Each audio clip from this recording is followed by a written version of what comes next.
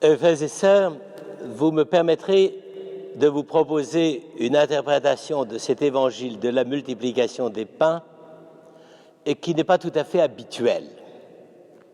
En effet, pour nous, ces récits de la multiplication des pains,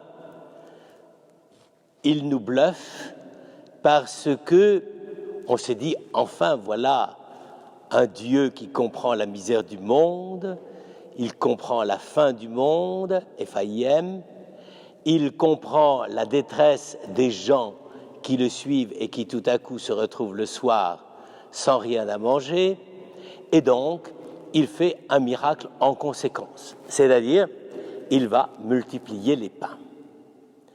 Alors, la plupart du temps, nous interprétons cela d'ailleurs comme une sorte de pur geste par lequel Dieu crée à manger pour tout le monde, et nous négligeons totalement le fait qu'il ait demandé des pains. Et c'est peut-être là qu'est notre erreur. Le miracle ne s'appelle pas la création des pains. Et Jésus n'a pas fait une boulangerie en l'occasion. Il a reconnu la faim des hommes et des femmes qui le suivaient, puis il a, si je puis dire, pressenti, je ne sais pas si c'est reconnu, mais pressenti ou voulu que son miracle ne soit pas à partir de rien. Autrement dit, il n'y a pas de création. Il n'y a pas de création car Dieu, le Fils de Dieu, veut multiplier les pains, même à partir de presque rien, mais de quelque chose quand même. Et donc, il demande, est-ce qu'il y a quelque chose à manger dans la foule ou dans l'assemblée?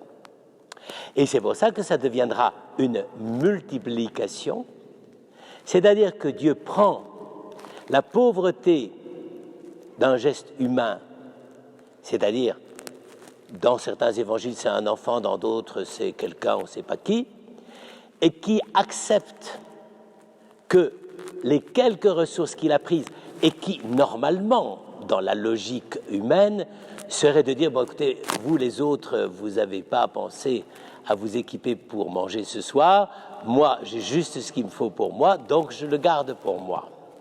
Et précisément, Jésus prend cette situation d'un homme, d'une personne, et qui a de quoi manger, et donc qui est, si je puis dire, un peu plus gâté que les autres, puisque les autres ont pensé à rien, enfin, je veux dire, ils sont un peu, disons, comme des têtes de linotte, n'est-ce pas? Et il prend, il dit à cet homme, il faut lâcher, il faut donner ce pain. Et pour moi, c'est un peu vraiment le sens même de la parole de Dieu et de ce que Jésus a voulu faire. Quand Jésus est venu parmi nous, il n'a pas recréé le monde. En fait, c'est ça qu'on lui reproche. On aurait voulu que Jésus refasse un monde meilleur. Voilà. Eh bien non. Il prend un monde tel qu'il est. Il y en a, la majorité n'ont absolument pas pensé à l'avenir. Il n'y en a qu'un seul qui a pensé à l'avenir. C'est cette personne qui a quelques pains à disposition pour lui, pour elle, on ne sait pas d'ailleurs si c'est un monsieur ou une dame. Et puis, à ce moment-là, il prend cette situation un peu limite, car de fait, l'homme seul ne pourrait pas partager le pain, et il demande qu'on le lui apporte, et il multiplie le pain.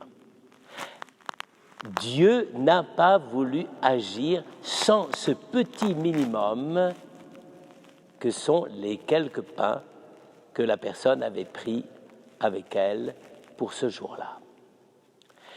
Ben, ça, c'est exactement, j'allais dire, c'est la loi profonde de la foi chrétienne.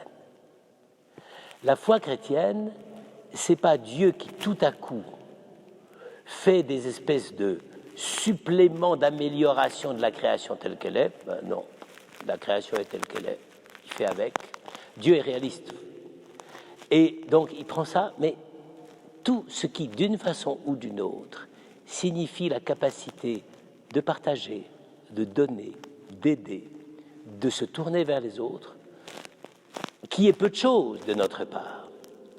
Il s'en empare et ça devient le repas de tous, le bonheur de tous. Et c'est quand même extraordinaire que Dieu ait agi de cette façon aussi discrète et aussi délicate.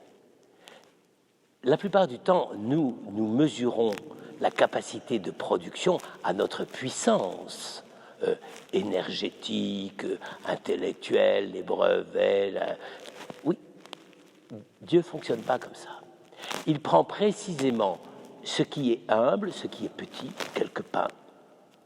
Mais c'est comme s'il disait aux hommes, avec ça, vous n'imaginez pas tout ce que Dieu peut faire pour vous. Et c'est ça la vérité. Et au fond, nous chrétiens, dans le monde, nous ne sommes pas mieux nantis que les autres. On n'a pas plus de possibilités que les autres. Nous sommes, nous participons du lot commun de l'humanité.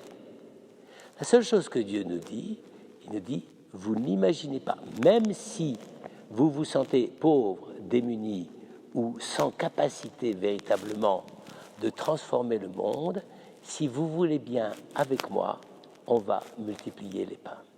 C'est comme si Dieu avait voulu ce jour-là ne rien faire sans l'homme.